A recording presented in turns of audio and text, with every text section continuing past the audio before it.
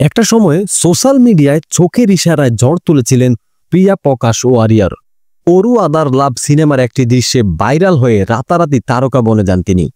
এরপর বিভিন্ন ইন্ডাস্ট্রিতে ধারাবাহিকভাবে কাজ করেছেন তিনি। সেই প্রিয়ার এবার দেখা মিলল সিদ্ধার্থ মালহোত্রা ও জাহ্নবী কাপুরের পরম সুন্দরী সিনেমার অতিরিক্ত শিল্পী হিসেবে, যা বিশ্বাস করতে পারছেন না তার ভক্তরা বলেন জাহ্নবী কাপুরের ভূমিকায় প্রিয়ার কাজ করা উচিত ছিল। প্রিয়াকে লাল এবং সাদা শাড়িতে পরে একটি শটে সিদ্ধার্থের পেছনে ভিড়ের মধ্যে নিঃশব্দে হাঁটতে দেখা যায়। কোনো সংলাপ নেই, কোনো লম্বা উপস্থিতি নেই।